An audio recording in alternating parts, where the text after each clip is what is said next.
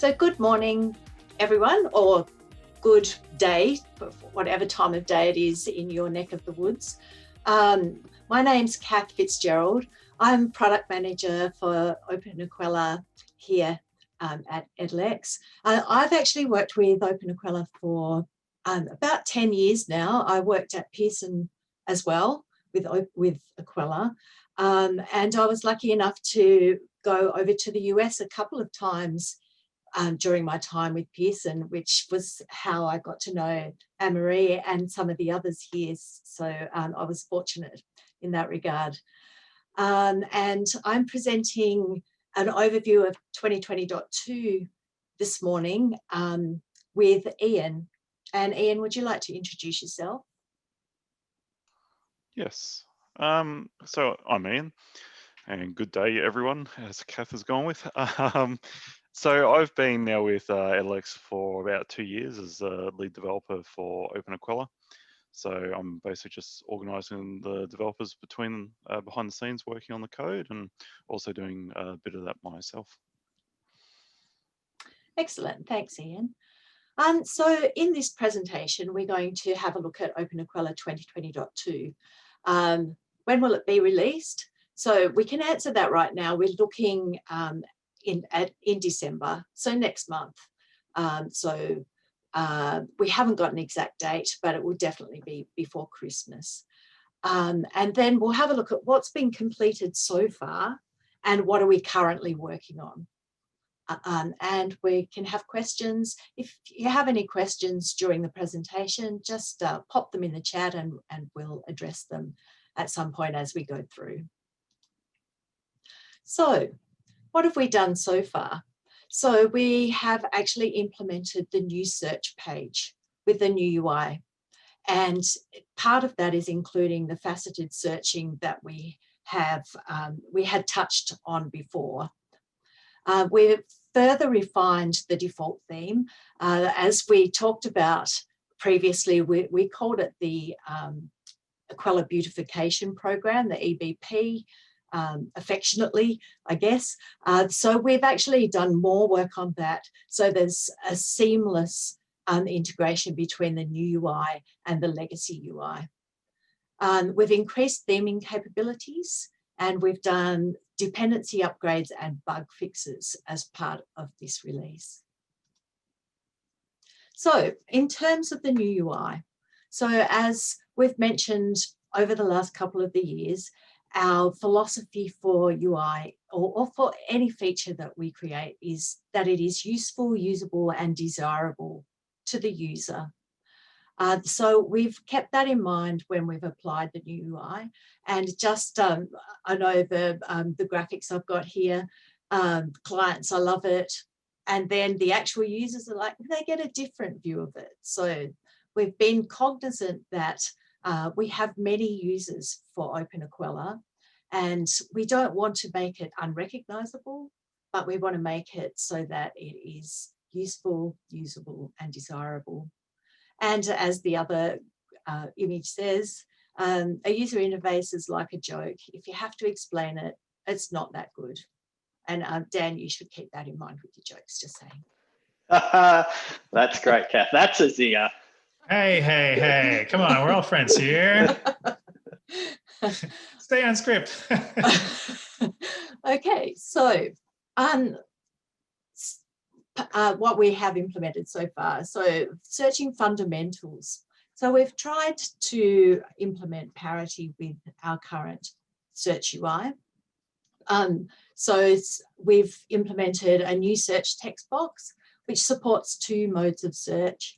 We've implemented a results panel, which shows our search results, and it includes the regular things that we had before, and it actually includes some nice new features as well. And then we have a refined search panel, which includes different ways of filtering our searches to refine what we see. So here's a look at the search page. Oh, I beg your pardon. Before I go to the search page, I just wanted to point out that we have also updated the search settings on the settings page. We've created a new category, which is search. And then within there, we have some subcategories. So that includes all the options that existed for search, as well as some new ones. You can see that we have a faceted search category in there as well. And I will touch on any new options as we go through this demo. So this is our new search UI. And if we just have a closer look, so we've got our navigation menu on the left, we have our search panel at the top, our results panel, and our refined search panel. Just a closer look at that. So you can see it's pretty similar in layout to what we already had, because as I mentioned, we don't want to make it so different that our users need to be retrained in how to use it. One of the lovely things about it is that the filters and sorting are visible at all times. They're not hidden away like they were in the old UI. So let's have a closer look at the different components. So our searching panel at the top here. As I said, we support 2 modes, and we've had much discussion within our development team about how we're labeling this, and we'd love feedback of how you think we should label this. So the default search that happens without touching anything here is that it's an automatic wildcard search. So what you type in, as soon as you stop for a moment, it will actually find results based on what you've typed in as a wildcard. So you can see here it's found kelp, it's found kelpies, and it's found some things in attachments. And as you can see, and I've put red arrows here just to point out, we have this little gold icon, magnifying icon next to the attachments image there to indicate that results have been found in the attachments. We have our thumbnails, and we have obviously our attachments drop-down list. So that is the default mode of searching. We also have what we've termed raw search, but we're not sure that that's the right term for it. And that actually, it supports Lucene syntax, but I believe that the default search does as well. But you can see the difference is that it's only returned an exact match in here. Ian, I'm not sure if you wanted to add anything further to that. No, I guess the highlight there is that you can still use Lucene search syntax in both of these. The main difference is that with raw search off, there's actually the asterisk added onto the end of the string you enter to try and do sort of a look ahead search, because all these happen dynamically as you type. So that's one significant difference that Cath will demonstrate later. Yeah, thanks, Ian. Yes, so as I said, we're open to feedback on what that might be called. Another lovely thing, as I mentioned, the sort option shows on the page at all times. It makes it easy for the user to say, oh, no, I want it in alphabetical order, or I want it in date modified order, etc. So you can drop it down and change it, and it's there on the screen. A lovely, lovely feature. I love this, and I'm sure that you will too. All of us having used openEQUELLA and doing a search, and then knowing that you have to go back and delete your search term to refresh the page. So you can see here on this page, we have a search term. We've got some refinements set in here. And if we want to go and start a clean, fresh search, we just have to press one button. We press the new search button and it clears everything and goes back to the default search. And viewing attachments. So similar to how it works now, we can drop down our attachments list. And it also, there's an option to make it that this is open by default. That still works. And then we can click on any one of these to get a preview. And if it was a movie, it would actually preview the movie in here as well. And depending on what type of MIME type and what viewer you have set, it may open in a separate tab. Now, I think this is very exciting, and I hope you do too. So looking at the refined search panel now, there's a number of components, and the first one that we'll look at is the collection filter. So now we have a drop down. So it will drop down and show all your collections, and it will have a show more if there's lots of collections, but you can also search. So you can type in a search term at the start of a search term. It's a type ahead search, and it will show results that match that. And the other beautiful thing is that you can, in fact, select more than one collection or a mixture of collections to search in. And it will show the collections that you've selected in the panel at the top. And once you close this, you'll still be able to see them. And you can delete like any of them or one of them or all of them just by one click. We're getting quite a few. Oh, I like that, Cath. So that's great. And Fiona commented around the new search option, just how great it is, just the little things. So yeah. Sorry to interrupt. No, that's okay. So the general filters that we already have, which are spread across different places in openEQUELLA at the moment. We've got to show more in the refined search that will open up this panel and show us our date modified, our owner, our status. Now that is an institutional option, whether you allow non-live items to show. If that is switched on in your institution, the user will get this option. If it's not, they won't. And then the option to search in attachments is shown in here as well. And one of the things that we know from feedback across the years is that often people have customized their CSS to hide things that they don't want to show. And one of those things is filters. I know that I've had people across the years tell me that they don't want the owner filter to show for their end users, or they don't want the date modified to show for end users. So what we've done is add a new option in settings called filter visibility. So you can actually switch them off so they don't show at all for the end user.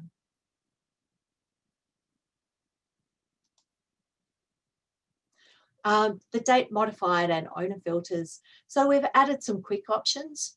So you can easily pick the last month or the last 7 days to look at. You can also switch that off and get exact dates. So you can do a date range. You could just do a from, and it would show anything from that date to the current date. Or you could just do a to, and it would show anything prior to that date. Our owner filter, similar to how it works at the moment, but just a little bit nicer.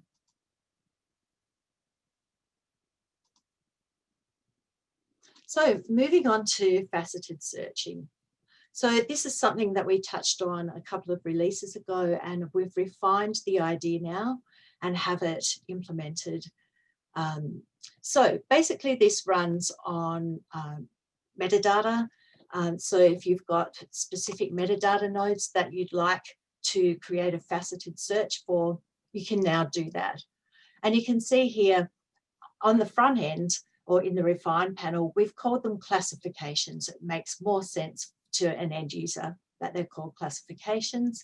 And within each classification, you have categories that get returned. So each one of these, resource type, authors, and source, they're all a metadata node in my schema. And these are the values that we have in those nodes. So we can, and I will show you this in a live demo shortly, but each of these talk to each other. So if I pick something in this top one, it will actually process these to make sure it only shows anything that's relevant to what we've picked, and it works between each one. In the actual settings page, we have faceted search, and you can see in the background there, I've got my 3 here, my resource, authors, and source. And so when you set up a classification, you can choose the name that shows in the refine panel. You can choose the default number of categories to show here. So I have picked 6, but I've only got 4, which is why there's only 4 showing. This one here, I've picked 3 as the default number of categories, but there's a show more button. And then the only other thing to pick is the schema node. And we have this lovely schema selector. It'll allow you to expand all, or you can drill down and find the schema node that you want, and it will populate this field here.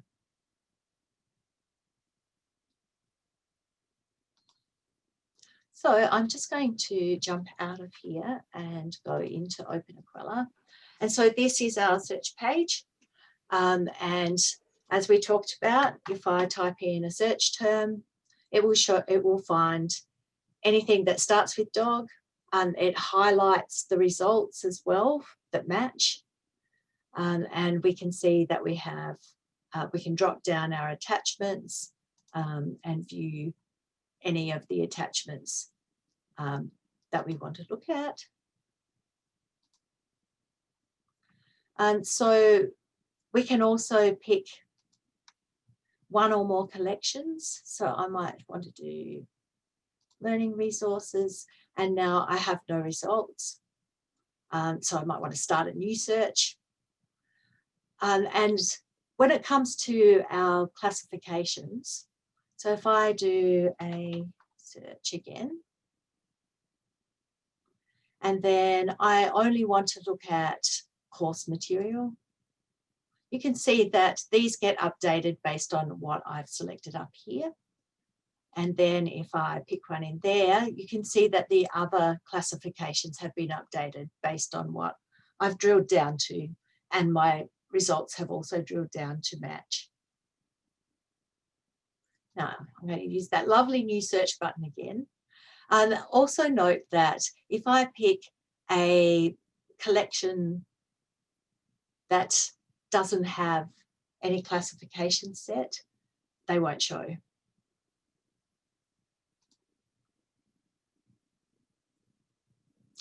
Note that we have our comments link here. We also have our star ratings showing. When it comes to thumbnails, we're using the thumbnails for the first resource that has been, or first attachment that has been uploaded in the item.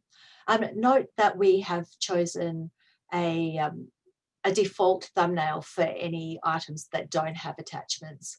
We thought that that represented just kind of metadata. So that's what we've chosen as the default. Right, so I just want to see if there's any questions so far before I move on.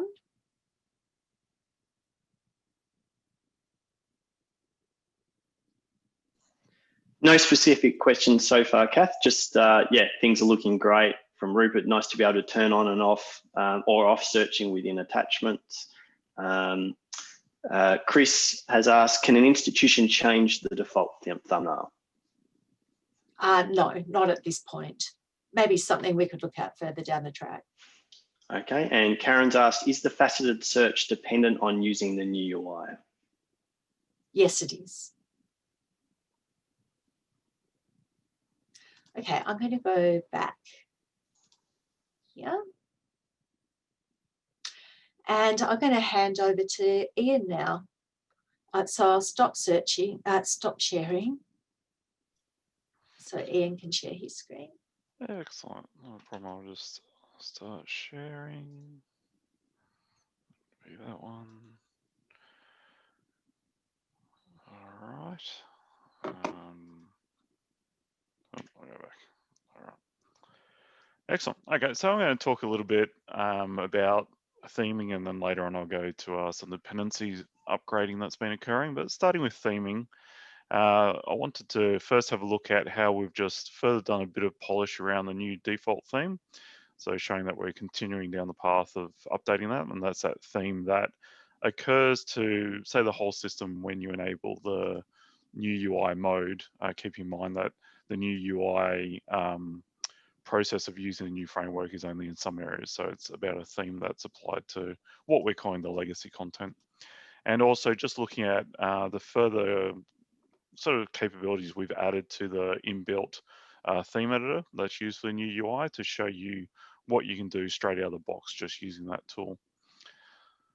So if we start off looking at the enhanced default theme, I'm just going to give a few examples by working through some of the more common areas of the system.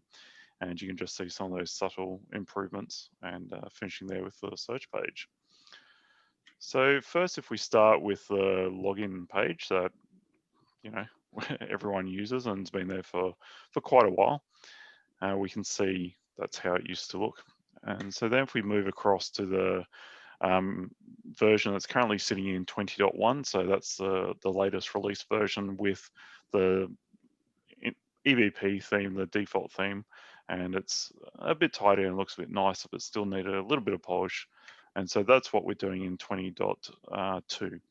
So we see that there's a bit more space around here and just generally a bit more space and a bit more polish, and even simple things like space down the side.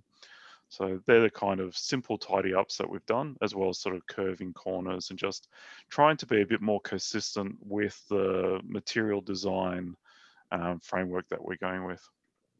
So again, something that's got a bit more on it is obviously the collection selection page when you're doing a new contribution. So again, that's the old one. We move into our initial pass at trying to do it. The main thing to notice here is the text was still very small as it was in the initial, say, legacy content of openEQUELLA, and we still had square corners and this kind of thing. So then we've come back at it again, and again, just a bit of polish there. Text is a bit bigger and easier to read, and just generally the colors are a bit softer and hopefully a bit more pleasing. So lastly, obviously a search page is an area we're very interested in. So starting with the original Quell search page, we see that. So on our first pass, it came up, it did look sort of, I think, much nicer and more in line with material design, but still had a little bit of a way to go.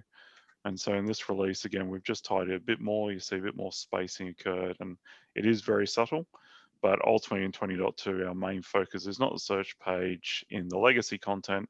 It's more so if you turn on the new UI in 20.2 onwards, you are going to end up with the actual new search page, which obviously uses the new framework and thereby is already sort of themed.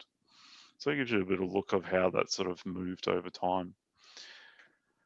But the new UI mode does have the theme editor, which is under settings. And so in 20.2, we've just done a bit more work on that. It was initially introduced in 18.2. And so we've sort of taken that a bit further. So since about 18.2, it's looked like this. It allows you to set up a basic color scheme and change the default logo. In 20.2, we've now just rearranged it to go with a new standard that we have with the setting pages as we replace them. Cath did mention in the in the search bit that we've got a few more settings just for the search settings. So all of them have been reworked using this new pattern where we have sort of the main settings in a column down here, if you like, and a standard save button up here that occurs once you change it. But as well as that, these settings are basically the same, but we do have an additional one, which is the paper color, which ultimately is the background of any of these kind of panels. And so that combined with everything means we can actually do a lot more theming. So to demonstrate that, I'll go through sort of 3 modes of, I guess, progressively increasing the amount of variance applied. So starting with the default theme of, say, a new search page, this is what it looks like on a fresh install. And then recently, Edalex has a new sort of theme, if you like. You may have noticed some changes in the corporate colors around our logo and other bits. So what I can do with that theme editor is I can look at the corporate style guide. I can bring in our logo, bring in a custom logo. I can then use our specific Edalex blue up here. And also I can use our secondary colors to change icons and even the text color here is not black. That's actually a magenta, I believe. And even pulling that same color out of the logo into our accents, which is also then the color used when search results are highlighted. But still, that's fairly subtle, and you can take it, and I say it's subtle because we're still very much a white theme there. So then you can take it a step further and you can start to change the colors pretty well everywhere. And so this is using a theme called Solarized, which is a common theme out there used for editors and what have you, especially for developer editors and what have you. But you can see there the background colors have changed, the text colors have all changed again, as has, you know, colors up here. I've even got this, what would you call that, a purple? Maybe that's a magenta, I don't know. So you can see that you can actually take it a fair way just with that theme editor. But one thing we have ensured is that with the new UI, you still can use custom CSS. So you could take it as far as you want using, say, just that theme editor, get some colors in there, still leveraging the material design, sort of styling of the controls and components and that kind of thing. But then you may have further corporate styling and customization you wish to do. And so just lay a new CSS file on top of that and take it as far as you want. While still getting all the benefits of the new UI. And terrific, and that was one of the questions we had from Karen was, does the new UI still allow for the changes to CSS? So, so you've answered that. Thank you. Yep, no problem. And that CSS file you're just uploading as you always have in the settings theme. Upload your CSS file and then it will get included in there at the end. So. And based on the very enthusiastic responses from Karen and Kate and Chris, I think we're on our way to there. So well done. That's great. Excellent. All right, so moving along then, I believe, to dependency upgrades. So I'll give a bit of a run through around sort of what dependency upgrades are. So I'll go through the what and why we do them and how we go about it. And I'll also do a bit of a who in naming up some of the key dependencies that are being upgraded in 20.2. So first, just a run through of some of the basics around what are dependencies. So most modern day software of large systems, even a lot of small tools, you'll find there's typically a block of code, which is the domain specific code. And so in openEQUELLA, that's around all the things needed for a content management system and the things that are unique to a content management system. But then we need to integrate with many sort of standard systems and LMSs and even just data formats and what have you. So to do that, typically large systems and tools rely on a collection of libraries. And so they are sort of our dependencies that provide all the additional code that are sort of domain specific to those areas. So they'll do things such as provide access to databases and third-party services like Google, you know, and YouTube. There's functionality within openEQUELLA to talk to them, and that's done through libraries.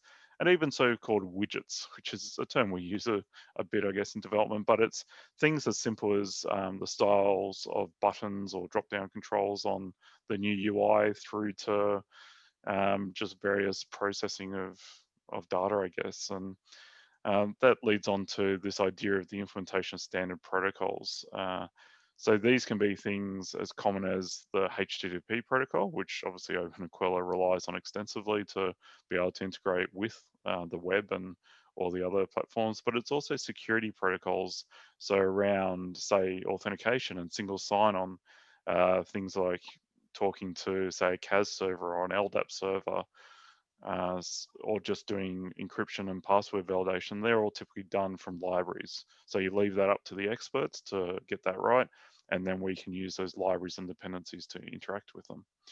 And then there's libraries which provide sort of foundations and scaffolding. So these just allow you to, again, focus on the domain-specific knowledge of building a content management system, but allow those more common parts of a piece of software to be done as a library. So why do we need to do dependency upgrades, and like what happens with these libraries? Well, just like a piece of large software like openEQUELLA, over time, issues are found, or even how things should work can change. And so for each library, there's generally a group of developers sitting there maintaining them and updating them. And then also they regularly release those updated versions so that people can use them. And so those updated versions can have simple bug fixes, you know, things are just broken and what have you, or they could be more important security fixes to address any security issues found in those libraries, because just like the main software, the libraries themselves can also have security issues. And they can be performance enhancements to ensure things are going faster, and sometimes they bring in nice, shiny new additional features that you can use in your main software. So we do it to ensure that openEQUELLA stays secure and stable and current. The way we go about actually updating them, though, there's sort of two ways, and ideally we try and automate most of it, because there are a lot of dependencies you need in a large system like openEQUELLA, in the order of, I haven't counted them, but it'll be around 100 or more for sure, and then they can branch out as well. So to try and do that in a regular pattern, we rely on a thing called continuous integration, supporting regression testing. So this is basically a process of whenever we make changes to the code and we put it up into our code repository, a so-called build process is triggered. And so it builds up all the code and then spends about 2 hours running a whole suite of tests across all the code to make sure it's still working. And there haven't been any regressions in functionality. Everything is working as it did before that change. And so we've been on a process in the last, 5 or so releases to really build up our continuous integration and regression testing capabilities. And we've done that again in 20.2, which has further allowed us to do this automation of dependency upgrades. But alongside having a nice solid sort of build process, we also need to know when there are actually new dependencies available. And so we rely on a bot to tell us there are updates, and to also automatically trigger a new build with that update to see whether we can just use it straight away without any sort of regressions in the system, relying on our other testing suite. So when that all works well, it means we can have a dependency upgrade sort of a minor patch or even a minor release that'll get trigger a build, test it, looks good, and it will come into the code base. And indeed, we've got a few of them which are coming in 20.2. Sometimes though, bots can only do so much, and our build will try it and it will fail, and then we'll look at the code and go, this isn't a simple sort of plug and play new dependency update. We actually need to do some code changes. And so when that occurs, it can be a significant effort of developers sitting down and working on the code to make it work with the new versions, and especially if they're major version upgrades. And we try and reduce that effort though by doing it regularly. And now by having this increased automation in openEQUELLA and its build and the use of a bot, over time it will be easier to stay on top of them. But we still have some dependencies which are more than 10 years old, because it's an old system that's been around for a while, so it takes a bit. So then, I think we prefer to say mature system, Ian, just to clarify on that. yes, a wise and mature system, to be sure.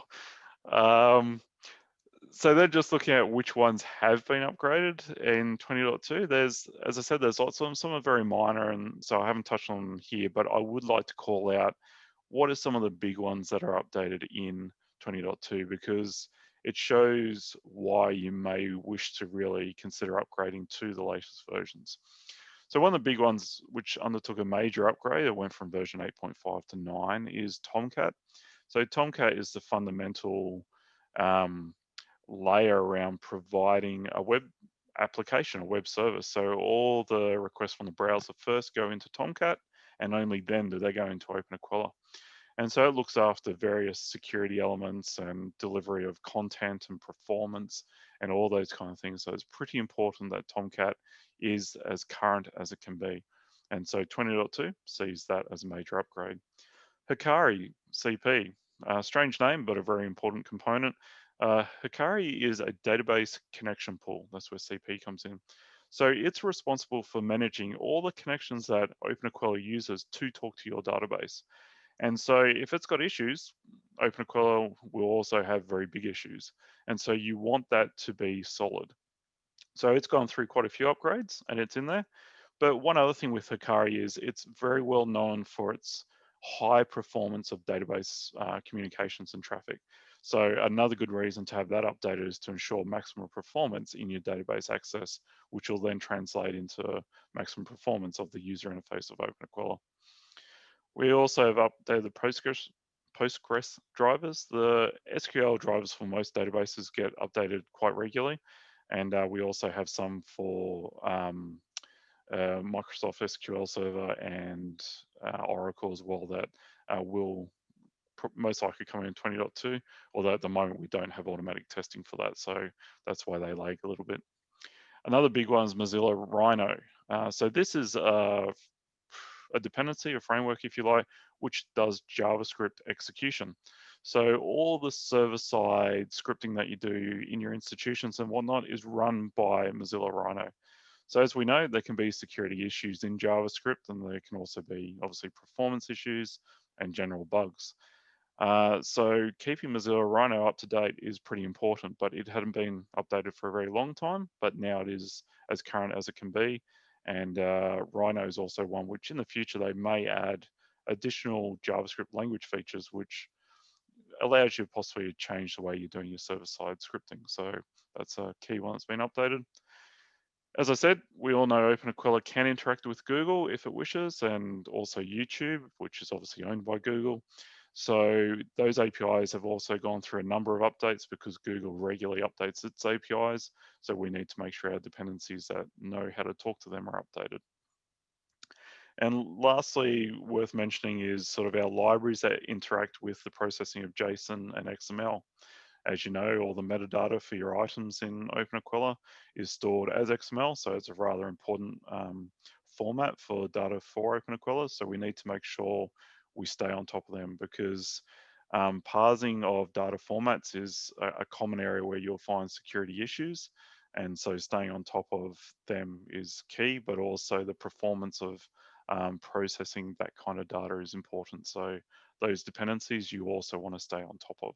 And so they're all now nice and up to date. But I'd really like to mention there's also work being undertaken by Unicon for 20.2 to do some significant updates to two of our larger dependencies, which are Hibernate and Spring. Those are two very important sort of framework style dependencies. And so Hibernate is a layer that really does the abstraction of talking to different databases and allows openEQUELLA to talk to Postgres and Oracle and SQL Server. And so that one is, I can't remember the number of years, but it's definitely a few major versions old. So it's a good amount of effort to bring that up to date. And so it'll be exciting to see that in there, because again, it'll ensure the robustness of the database layer talking to, for Aquella talking to it.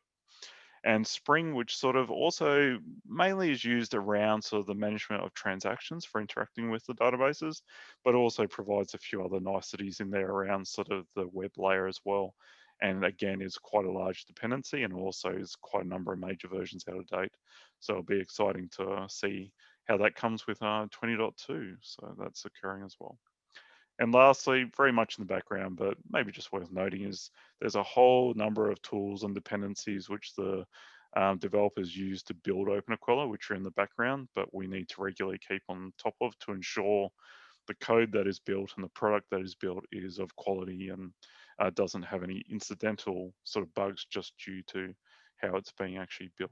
So that is the story of dependency upgrades and what's coming in 20.2. So with that, unless there's questions, I'll pass it back to Cath.